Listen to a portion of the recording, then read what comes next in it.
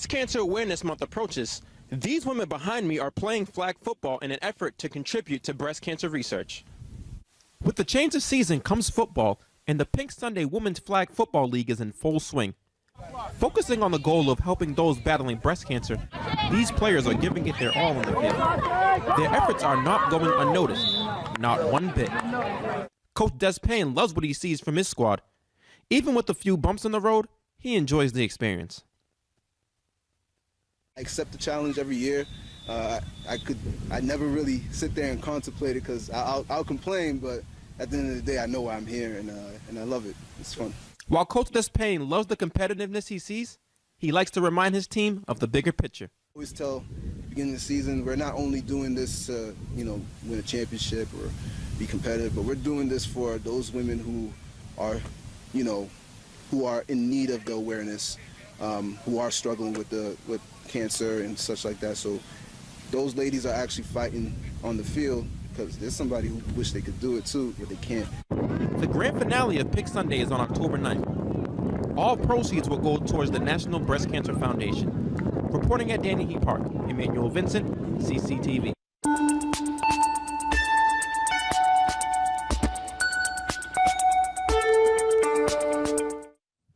Tonight, I want to tell you about the house that I grew up in. Now, I wouldn't go so far as to say that the stories about the place were scary. Well, one was, actually. But they were more eerie than anything else. Now, if you've ever seen me perform, you know that I talk a lot about my dad and growing up and high school and college. But when I think about those other stories, I don't know, they just always make me feel like I'm a little outside myself. There's the one about the coins. I'm maybe 4 years old, and I'm walking downstairs to the lower level of the house where my aunt and uncle live. And I get to the last step, and a coin falls onto one of the steps behind me. And I turn, and I see that it's old and oxidized. Now, I have an older brother that likes to mess with me, but he's in school, and the only other person in the house is my mom, but she's in the kitchen on the other end of the house. Still, I walk back upstairs, look around the corner, and expect to see somebody in the hallway throwing coins, but nobody's there. So I walk all the way back downstairs. I get to the last step, and another coin falls right next to the first one. So I jump over the coins, run up the stairs, go around the landing, look around the corner, and no one's there. Just a wide, expansive hall. I'm by myself. And I look over the landing, down there at those coins, and they're looking right back up at me, almost smiling. Walk all the way back downstairs again, and I grab the coins, and I take them to my uncle, who collects coins. And when I tip them into his hand, he gives them a look as if he had never before seen their like. Now, flash forward a few years later, and I'm in my room. It's late at night, and I get a whiff of something that makes my brain itch. Bleach. My God, a lot of bleach. And I follow the scent downstairs into my uncle's kitchen, up to the giant fish tank. And fish are on the floor, flopping, their little mouths working. And my uncle's frantic. He's torn between trying to save the fish and empty the fish tank. Because you see, the water had somehow turned to bleach. And the fish were jumping out, trying to survive. Well, my aunt and uncle find their own place about a year after that. And to my dread, my parents decide to move my brother and me down into my aunt and uncle's old area down there. They redo the whole front, the whole first floor area, and they move Ed and I down there. And we sleep in my aunt and uncle's old room. And I'm never comfortable. It always feels like I'm the last person in the house to fall asleep. My brother's in his bed, snoring. The ceiling above is free of our parents' footfalls. I just lay there, in bed, in the dark, marking the sounds my father says is just the house settling. But the house has been around for decades. I mean, what the hell's it got left to settle? And every time I close my eyes, I feel like there's a face just inches from my own, smiling, sneering. I open my eyes. Nothing. A sound, a footstep. No, it's the house settling. I shuffle, a whisper. I open my eyes and... Is there something there? Down at the foot of my brother's bed. It's a face. An actual face. It's looking around the room. It's in a small cloud, like a mist. Eyes and a mouth, no nose, and not much detail. I look away and I count 1, 2, 3. No, I'm not asleep. I'm wide awake. I look back and the face sees me. I look away again. My body is concrete, cold like the walls in school. I'm not going to look back again. There's no way I'm going to look back again. But of course, what do? But you look back. And my God, it's looking at me now. And smiling. And now I can't look away.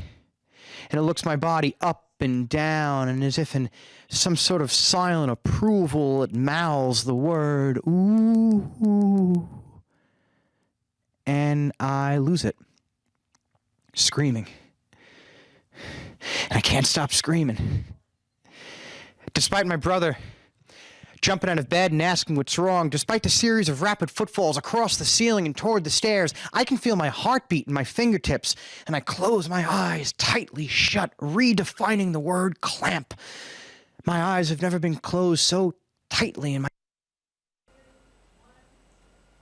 Welcome to another edition of What We Should Know, coming to you from Cambridge Community Television. Paul Stephen Stone is here with us today. Welcome, Paul. Thank you. Pleasure to be here, as always. We'll be asking about Plymouth, your new homestead. Yeah, please do. Today's program is going to be about the Michael Trim show and about 14 points that he brought up in that show regarding a special counsel that the Republican Party has called for. Paul, would you give an introduction on that for us? Okay. What's happening is that this is a reaction to the Bob Mueller special prosecutor investigation, which is, I guess, entitled or basically charged with checking out the Russian influence in the campaign, in the election and campaign. And the Republican majority in the House, and I think in this case I'm actually supporting what the Republicans are doing, want the investigation. Apparently there was a lot of skullduggery and chicanery during the election and leading up to the election, and also in the years preceding the election. And the Republican majority is just calling for that to be investigated with a special counsel. And what Michael Trim is going to do is enumerate, I think we thought we would play 10 of those 14 points that are basically in a letter that was sent to the Attorney General asking for the investigation. Thank you. So if you got it queued at 11. So, without further ado, we can bring up these 14 points on the Michael Trim show. And you can hit the thing to expand it? I have. I think I've got the point. On the far right, to get it filling the screen. Oh, right. Got it. Understand that. There you go. That's okay. Michael Trim show from the 28th of July, 2017. Here we go. This is imperative to regain the cherished trust and confidence in our undoubtedly distressed law enforcement and political institutions. We call on a newly appointed special counsel to investigate, consistent with the appropriate regulations, the following questions, many of which were previously posed by this committee and remained unanswered. Number 1, then Attorney General Loretta Lynch directing Mr. Comey to mislead the American public in the nature of the Clinton investigation.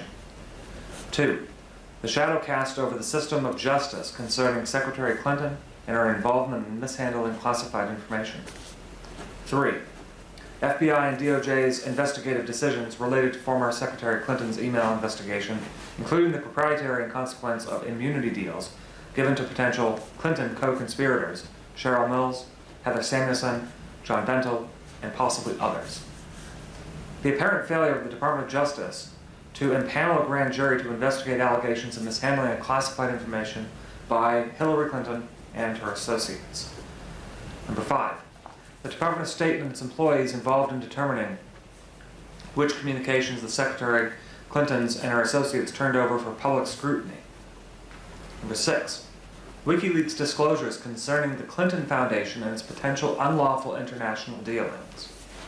Number 7. Connections between the Clinton campaign, or the Clinton Foundation, and the foreign entities, including those from Russia and Ukraine. 8. Mr. Comey's knowledge of the purchase of Uranium-1 by the company Rostam, and whether the approval of the sale was connected to any donations made by the Clinton Foundation, and what role Secretary Clinton played in the approval of the sale that had national security ramifications. 9. Disclosures arising from unlawful access to the Democratic National Committee's computer systems, including inappropriate collusion between the DNC and the Clinton campaign to undermine Senator Bernie Sanders' presidential campaign. 10. Post-election accusations by the president that he was wiretapped by the previous administration, and whether Mr. Comey and Ms. Lynch had any knowledge of any efforts made by federal agencies to unlawfully monitor communications of then-candidate Trump and his associates. So that's the 10 points. Yep. So those are the first 10 of 14 points that the Congress has asked the Attorney General to investigate through a special counsel. So the points mentioned, the first 10 of the 14, are detailed and would probably create the need for numbers of individuals to investigate to get answers to these questions because of the level of authority that the individuals being questioned actually have politically, personally, historically. The first question, for instance, would involve it involves Hillary Clinton, and it involves Loretta Lynch, FBI, Department of Justice, emails which the Clinton Foundation or which Hillary Clinton has or had access to. It seems as though the entire structure, the investigation being called for, would deeply impact the Democratic Party, if this were allowed, deeply impact the Democratic Party. And I believe you have a concept as to why it's important for everyone to have these questions, these 10 questions, investigated. Can you bring that forth to our public? I think it's just, we've all, for whatever reason, all the skullduggery and shenanigans have been really subsurface. You've seen them. They've been in front of your face. And so consequently, nobody who has half a brain has any confidence or trust in the system of government, especially the Justice Department. And so with faith in the government and the electoral process at an all-time low, the government needs to basically show itself as to be viable and honest and trustworthy.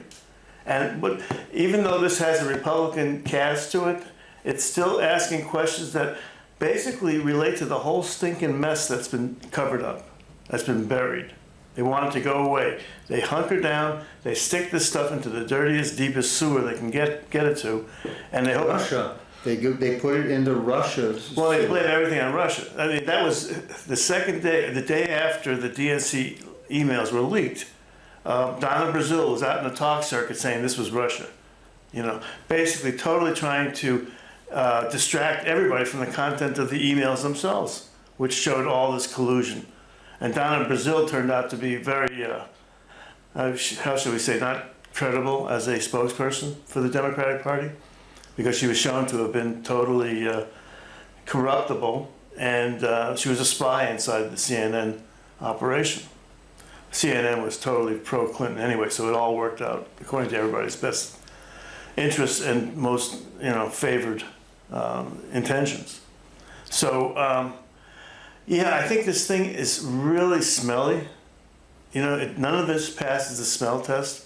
Why the Department of State would approve arms sales after the Clinton Foundation gets all this money? I mean, it's almost embarrassingly subsurface. And, we'll see. I don't know if it's going to happen, but we need to restore faith in this government or create a new government. That's an amazingly interesting point. The idea that the government that we have in the United States is so corrupt, so dominated by special interests, with a Supreme Court that will rubber stamp concepts completely foreign to the 200 years of American history. I don't want to bring up the idea that I believe that the United States of America is a shining beacon on the hill. We have a history of being brutal against minorities, against Native Americans, against blacks in the slave trade that went on for 100 years, 150 years before the Civil War took place, and the treatment of blacks after that. The present idea of warring against Iraq, Syria, Afghanistan, and preparing a war, definitely the idea of preparing a war against Iran, because Iran is now encircled by Afghanistan on one side, Iraq and Syria north of that, and Saudi Arabia on the southern border. So the idea of the United States waging continuous, unending wars for gain, either geopolitically or monetarily or minerally, is something that the United States has done for a century and a half. So it's clear that the government that we have today evolved over this continual warlike process. The corruption that we see, just taking one point, the corruption of how the Democratic Party completely eliminated the justifiable vote of 46% of the Democratic caucus in wishing to nominate Bernie Sanders, and was just eliminated. That's a point that you mentioned. Well, the 46% is just what they would allow to be shown. So think about what, with all, there were, I think, 13 primaries that are totally unquestionable results. And so what would Bernie have done in those primaries? I think he was basically, he had them stolen from him. And sad to say, Bernie would have beaten Trump, it appears, from all the polling. And also, there was none of the distrust factor that Hillary carried with her into the election, and nobody trusted her. And anybody that supported Sanders knew that she had stolen the election from him, stolen the nomination, I should say, and wasn't going to vote for her. And I don't know, Jill Stein's votes, I think, were really somehow burglarized. I really do. She got like 1%, and I think she got much higher because of all the anti-Hillary stuff. But she tried to investigate it. It was kind of, it's very difficult when the actual political parties hold the powers of lever for voting.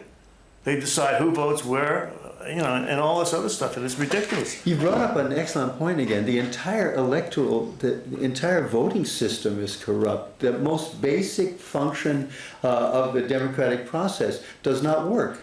I think it works on the lower levels because I don't think with the presidential elections there's too much at stake, and so they will take risks that they wouldn't take elsewise. I think. I'm not familiar with other like senatorial races or congressional races being stolen. I don't know if that's true or not, but I do know in my deepest, darkest places, I do know that Bush stole 2 elections. And I don't know, Hillary stole the nomination, and I really honestly can't say if Trump stole more votes than Hillary, because Hillary was stealing votes for the general election. Trump's right about that. She just didn't steal enough, Shame on you, Hillary. So this investigation that's being called for now by the Republican Party, and we'd like to thank the Michael Trump Show for the possibility of running those 10 points of his 14-point program here on What We Should Know. The crisis of putting the blame on the stolen election onto Russia, and now drumming up support at every possible venue to show that there's collusion by the Trump administration with Russia and that Russia stole the election. How does this fit into the battle being waged now between the Democratic Party and the Republican Party that now show that the Republicans are launching an investigation of their own? Well, I think I'm just hopeful that this thing goes through. There's a lot of power being put to stopping investigations. In the House of Representatives, Debbie Wasserman Schultz's IT guys, one of them is in jail right now, and she's been trying to get back. She's been trying to get back their servers and their equipment because they apparently were stealing congressional emails and selling them to Pakistan, or bringing them to Pakistan. They may have been part of the Pakistani Secret Service. It's not clear yet, but what is clear is that Debbie Wasserman Schultz threatened the Capitol Police because they had the computers that these people had left behind. And she threatened them to either they give them back to her, or there are going to be consequences. So there's a lot of stuff happening. There was a lot of skullduggery. And the death of Seth Rich, which to my knowledge is not being investigated by anybody except alternate press journalists. Can you help us to understand Seth Rich's position in all of this? Well, I don't claim to have any inner knowledge, but my understanding essentially is that it's become accepted that he is the fellow who leaked, not hacked, leaked the DNC emails to WikiLeaks. And through this guy, Kim.com, whoever that is, somewhere the other part of the world. And he was murdered. He was shot in the back on a Washington street. And so there's a real obvious connection drawn between the hacked emails and his involvement in that, and whether or not that was why he was assassinated. Wow. And it's really something that hasn't been looked at very closely by the Washington police. They're basically obviously being asked to keep away from it, or told to keep away from it. This national security bullshit will protect any criminal in the government. Because it carries the threat of treasonous act if one were to investigate it, right? So I have no idea what where the treason would be. So the treason would be because it's national security, and that investigating something which involves national security would bring the idea that one is acting against the interests of the nation, and could be brought, charges could be brought. Well, with the Patriot Act, charges can be brought for almost anything, it seems. Sure. It seems. But the reality is as soon as anybody starts to talk about Seth Richard in the mainstream media, they're immediately shouted down.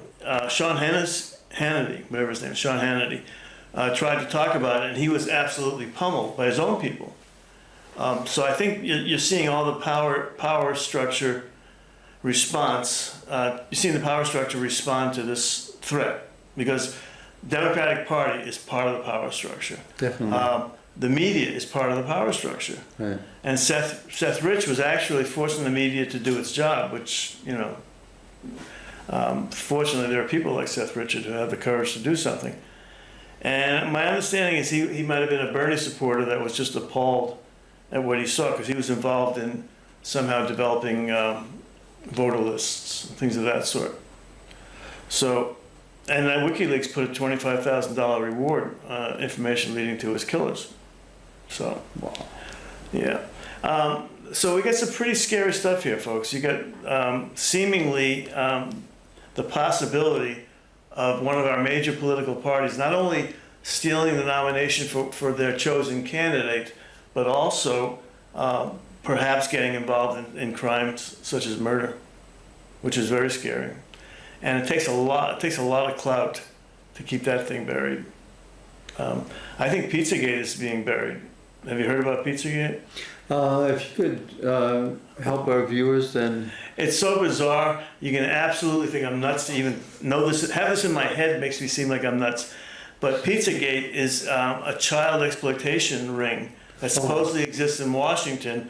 It's called Pizzagate because they were saying it related to this one Comet Pizza, this one place that Podesta likes to get his pizza at. But one of the things that they noticed in the Podesta emails that were hacked, or that I don't know if they were hacked, if they were leaked. A lot of talk about pizza. Yeah, there were a series of words that were used clearly as codes: pizza, hot dog, ice cream, and they all related. Like pizza, I think is young boys. I don't know what young girls would be, but really sick stuff. Very sick. So let's just look at this for a second. The Catholic Church has had a several hundred-year history of pedophile. Mm-hmm. Is that possible that in Washington the same? I don't know. This gets really absurd. Clinton apparently, and I think Hillary as well, apparently flew on what's called the Lolita Express, which is this plane owned by a billionaire friend of the Clintons who went to jail for pedophile acts. And he has his own island. What the heck is it called? Slave Island or something like that. Really sick stuff. So Caligula. So we have the downfall. We have the downfall of a nation, the shining beacon, as myself, as I said just 7 minutes ago, about the nation that we are citizens of as being so incredibly brutal, so incredibly... We're warmongers. Incapable of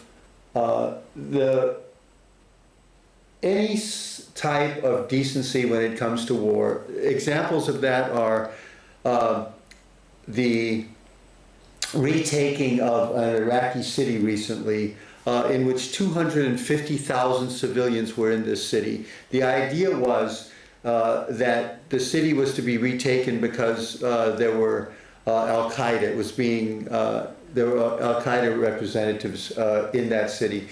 The only way to sort out the Al-Qaeda representatives would be to say that they would be between 18 and 40, and all the 18 and 40-year-olds would be killed. But in the process of bombing and taking back the city, there was no idea whatsoever as to how to protect 250,000 civilians, men, women, and children, who were there. And what possible justification could it be for a military force as strong as the United States, unrivaled anywhere in history, to want to retake a city in which 250,000 civilians were there. It's and I'm surprised there are that many remaining. They've been hounded out of all the cities by all this war. You know, the thing that I think we have to be aware of as this fucking gorilla that goes into the glass store is that we create all this energy for war. We're not putting war down, we're creating war. We went into Iraq, the Middle East was not the powder keg it is now. It's true. And what the hell is this all about? What happens is we end up using a lot of armaments, we blow a lot of people up to little tiny bits, and then we have to make more armaments. So who's making all the money? The people that make the weapons, the people that... And they're the ones that have the voice, you know, in Congress. You know, they have the lobbyists. I mean, the whole thing is, the system is so rotten. It's a rotten system. And the world is paying for it. You know, we're like teenagers that were given guns, and we don't have the ability to discriminate how to use them correctly, and we're just creating havoc. And we do not negotiate. And the head of the negotiation is the most criminal person in Washington. And you can't trust us anymore. I mean, if we have a leader who's going to lie to us, what is he going to do to everybody else? And everybody knows that. Yeah, yeah. So the nightmare that we have in the United States now is complete. The right wing is being called upon to rise up by Donald Trump. He's supporting them time and time again with his calls. The idea of free speech, perhaps we can touch on that. The demonstration that took place here 10 days ago, in which a small number of right-wing individuals had a permit to free speech in Boston Common. Mm-hmm. The police blocked off, cordoned off the entire area. The entire area. You could not get within 50 yards of the small group that was speaking from that, I guess it was a gazebo. No one could hear what was being said. They had no microphone. There was no way for us basically to hear what was being said. How does this have to do with free speech in any way? Well, the police don't really care about your free speech rights. That's true. The police are only there to prevent anything like Charlottesville happening. Agreed. And so they did some stupid things. And I think the reality is it's an imperfect universe. Agreed. People are going to crap on your shoes no matter where you walk. It's true. But I do think the police in Charlottesville apparently were very negligent. Apparently letting things get out of hand. And we may have just seen the beginning of where they should have been, you know, back when that whole thing started with our police trying to make sure that nobody got hurt. Free speech is under attack. I mean, not only do you have the media absolutely abusing their rights as the free press, but you have state governments where they're outlawing protests, things of that sort. That's happened. That's happening? Yeah, that happened in a few states, making it a crime to protest things. There's one, I can't remember which state it is, but it's one that has a lot of oil and gas. And they made it a crime to protest about, like, in response to Standing Rock. You know, you can't protest anything. The lawful laying of pipe by an organization which has the permit to lay pipe, you cannot protest against that or something? Essentially, something like that. There was a, I'm sorry, because I didn't mean to bring this up, but it's scary. I think you can look at any number of areas and see that our rights are definitely under attack. The Patriot Act was us giving up tremendous privacy and liberty in service to protection. You know, we got so scared. I mean, I think if you thought about what 9/11 did, it created this windfall for security services for military, for militaristic police forces. It's just been an incredible shower of money. And we don't have enough money to pay for schools. We don't have enough money to pay for people's health care. I mean, it's all ridiculous. It's all the money being spent down this catch basin of war and what's the word I'm looking for? Did you hear about Jeff Sessions giving following Donald Trump's mandate to give military supplies, outdated military supplies to local police forces? I wouldn't be surprised. I didn't That's hear- happened. Yeah. That's happened, and Sessions just recently supported that.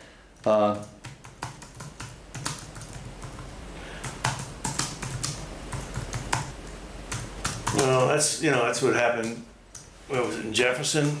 The militarized police just don't know how to Exactly. do anything in small. They're basically creating police forces that will act like the United States acts, in the global theater. You know, Exactly. they got muscle. That was the Obama era call. Yeah, I know. I think Obama has a lot to answer for. I honestly do. I think that all that stuff with Hillary at the end, that's his administration totally sticking its head in the sand. Loretta Lynch running out to Arizona to meet with Bill Clinton. As I told you earlier, the only thing that was missing was a bag of cash. It was just so seedy. And Obama's it has to be rested at his feet. He was the one that ran that government. That was his attorney general. That was meeting with somebody under investigation, or the husband of somebody under investigation. And Comey's actions were very weird. I mean, and for a variety of reasons. I think he was under such pressure to do things he didn't want to do that it created all this aberrant behavior on his part. He did things that you can't understand. That don't make any sense.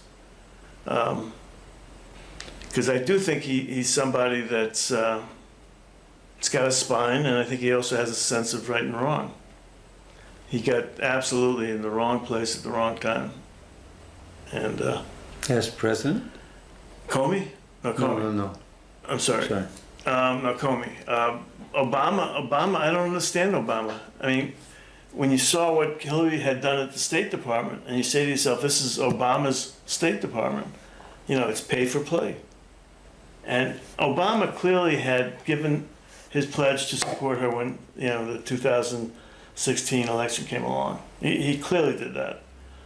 Because he put up with a lot of shit from her, and he still kept smiling. And I don't think they liked each other, but so it looked very, very much like he sold his soul, and we had to pay the price for it. So I liked Obama, but I'm very disappointed in him, and I would still love to see Loretta Lynch impeached, or at least disbarred. Her behavior is absolutely outrageous, and nobody calls anybody to task. Why should they call Trump to task when they didn't call Loretta Lynch to task? And the media never did that. The media never said this is absolutely unacceptable. They would say it about Trump, but they were so into Clinton in her pocket that no matter what the Obama administration did, they pretty much got a free pass. And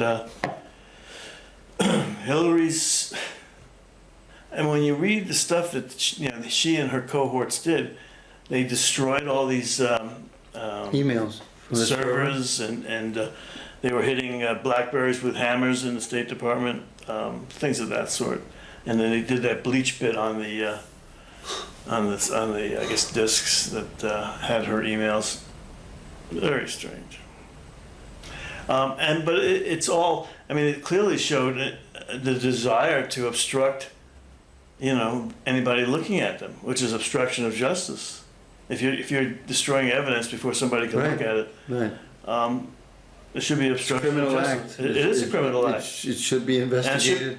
and it should be seen as clearly showing motive. If she's destroying evidence, she's trying to protect herself. That's the motive. So, anyway. And So Mrs. Clinton is, if I'm correct in this, is enjoying her life and Yeah. being very quiet and. Well, I suspect she's just published a book. Oh. It's being quoted on TV. Interesting. Yeah, one of the things that catches everybody's attention, she talks about Trump kind of intimidating her physically on the debate stage. Oh, really? He'd come up behind her, and She's intimidated. She has 40 million people watching her and feels intimidated. well, it was just creepy. Well, I have to agree with the fact it's that gonna throw anybody he off is their game. creepy. I mean, And he does this thing with shaking hands where he likes to really kind of immediately show that he's going to kick your ass if he doesn't like you. He squeezes your hand hard and he holds you. He's extremely A bully. aggressive. Yeah. a bully, yeah. And watch him. He'll pull somebody to him. He does that over and over again. Well, now that he's the president of the United States, he's got all the Secret Service around him. You cannot, even. Yeah. Anyway, Paul Stevenson, thank you. thank you. It's not the end of the show, but No. thank you so much. Thank you so much for speaking truth to power here on this program. The reality, Paul, This is is the only place I have left that I can do that. One of the things that happens is that people get so riled up about fake news that if you point out something like the fact that the New York Times is never telling the full story, or the New York Times is always trying to. why should they be exempt from falsifying news? I mean, But the thing is that people don't like to hear it. They think you've been brainwashed, and and they get angry about it. If you start talking against Hillary to somebody that was a pro-Hillary supporter, they can't hear it. They just get so upset. And I decided for a while I just don't want to write about any of this stuff because it's just too unpleasant. That's why I've been doing so well writing my novel. that's a subject that I think a pleasant subject that we could talk about now. Sure. But Have you got a title for it? I do. Sojourner. Sojourner. Yeah. I like it. You know the word sojourner. Yeah. Yeah. It's like a traveler stopping temporarily at places. Right. So sojourner is just a soul. It's karma again. Yeah. Karma plays a role. For those of you who are just tuning in, Paul Stevenson is an expert personally and ethically on the concept of karma. Well, I'm not an expert. I'm not an expert. I mean, you're a personal expert because you've developed your own concept of this, I believe. Well, that's true. My observation has shown me there are times in one's life when there's a critical importance to what you do. And that critical importance may not be necessarily in the effort you make, but in the currents that you're caught up in. When my marriage was falling apart, and I call this a karmic gravitational slide, meaning something that's actually being brought on by karma and the ineluctable pull of karma. And so when my marriage was falling apart, everything I tried to do to save it was like kerosene on fire. It was really scary. You could not do anything to move it in the opposite direction. It was going where it ended up, and I wasn't going to be able to stop it. And I've seen other, what I would call karmic gravitational slides, things that I talk about it as though the universe is blowing winds that moves everything in a certain direction, and it's basically that direction of whatever karmic outcomes and interactions you're supposed to encounter. And karma would be something that would relate to this whole idea of having predestined. Why is that flashing? Something flashing? Yeah, that. It's saying hello to us. We have a small set of lights here shining into the studio. It's just a way of notifying us that karma is active here. This could be the deep state trying to tip us off. But I do think that karma is active in our lives more than we ever realize. And I also think that if we were able to really look at things from a distance and sort of put them together, we would see the movement of energy in certain directions, which I think relates to karma. But, you know, I think if you live a good life, you're going to get good karma created, and if you don't live a good life, you'll get the other kind created. I think Trump's going to have a lot to answer for in successive lives. Just because Reincarnation is also plays a role in this concept. absolutely, because karma doesn't necessarily happen. You don't necessarily get to see the bad guys get it in this go around. The universe doesn't really care about the audience. It's just the the involved actors that the universe cares about.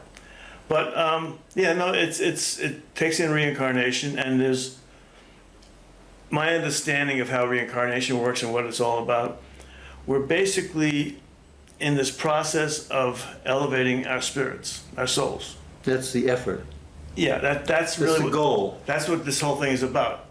We're all souls crawling up the face of a mountain, and the higher we get, the more spiritual attainment that we've acquired, the more we understand what's happening to us, and more that we can see how it's not just a physical world, it's a spiritual world. There are different levels. Things are caused on subtle and causal levels. But it all plays out on this physical plane. And there's a quote by a French Jesuit, who I don't think is alive anymore. Teilhard de Chardin. Yes, that's the quote, which I put in the beginning of my book. Congratulations. We are not human beings having a spiritual experience. We are spiritual beings having a human experience. Wow. And that's the whole soul journey thing to me, is that we're spiritual beings temporarily incarnating, you know, at this time in this place, and then moving on. And the journey doesn't stop just because this particular lifetime ends. I believe that's true. So that's the reason for the title of the book, this very interesting title. Yeah, soul journey. I'm coining an expression with that. Wow. Paul Stephen Stone.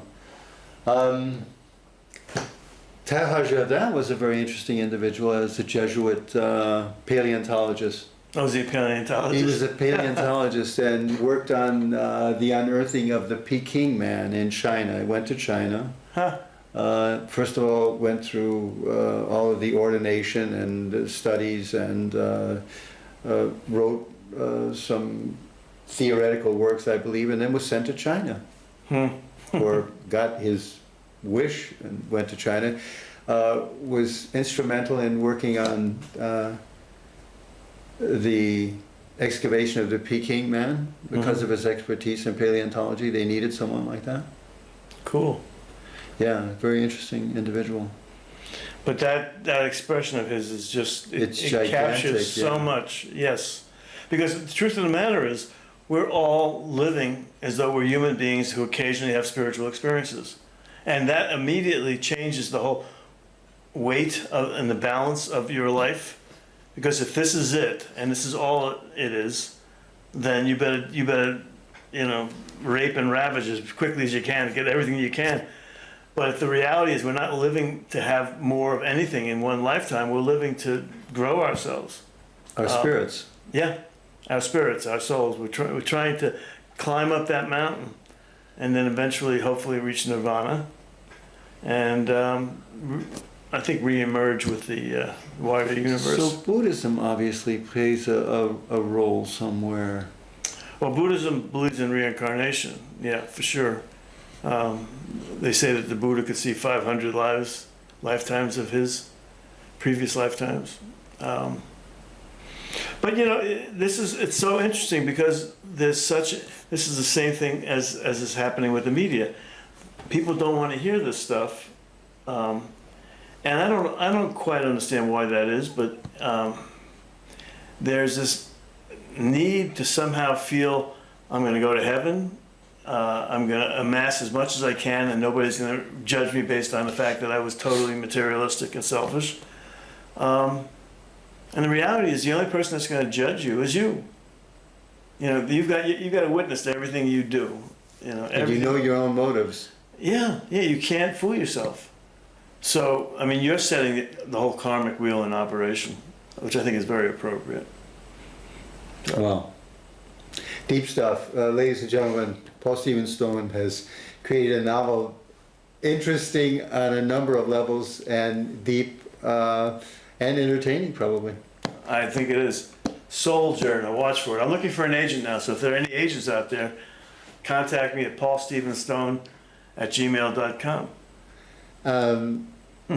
You've been pretty good at creating interest and advertising things in your life. You've been an expert in that. Well, that's my background, advertising, the creative end of advertising, which, by the way, is pretty much gone now. Is it? The creative end of it, you mean? Well, the importance of the creative end. What's happened now is the internet changed the quality and nature of advertising. And so people became much more, less interested in being enticed into reading an ad and more looking for information, or at least that's what they're given. They're getting a lot of information, but they're not getting seduced to read about it the way I would love to seduce readers. I was very lucky to have come along when I did. Now I can see that. I mean, I don't know if I could have ever found another client like W.B. Mason. What I presented to them was so outside the bounds of normalcy that it was shocking that I was able to sell it. It was anachronistic in a way, wasn't it? Well, it was always meant to go back to good old-fashioned American values. Wow. And I always thought that the 1890s were kind of the embodiment of that period, of those kind of American values. In the 1890s, you got baseball and you got circus. So I took the circus and ran with it. And we're in a lot of baseball parks, and it seems very appropriate because the logo is very much of that era as baseball. Yeah. So a lot of fun. Yeah, so we have got almost 4 minutes. 4 minutes. My goodness. Any hanging by our thumbs here in the studio would be a long period of time, but are there, to get back to the idea of the complete corruption of the U.S. Government system, two parties, each of which has been no service to the American working class. What outcome would you think would be appropriate to help the working class in its efforts to get a fair shake economically and politically here? Well, the Democratic Party will not relinquish power to the progressive wing. They just won't, because the progressive wing wants the things that we're talking about. Wants health care for all, ideally Medicare, single payer. And the party, which is now totally corrupted by the corporate interests, doesn't want to. They turned their back on Bernie, and if you saw what they did at the convention, you really know that they totally disregarded their mission, what their mission was. When neutrality to further the interests of the voting public. Right, and to do it as an honest broker, and so the things that they did at the Democratic convention to hide the 46% of the delegates that Bernie had brought to the convention were obscene. They had at one point they wouldn't let them carry signs, and they wouldn't let them wear. They had because they couldn't carry signs. They started to wear T-shirts that were kind of day glow, and so the Democratic National Committee had all these blue boards that were giant pieces of cardboard with a nice slit down here that they gave to their own people to hold in front of them. They could watch the convention through the slit, and it would block out effectively a couple of people behind them if they were wearing Bernie has. day glow T-shirts with messages on them.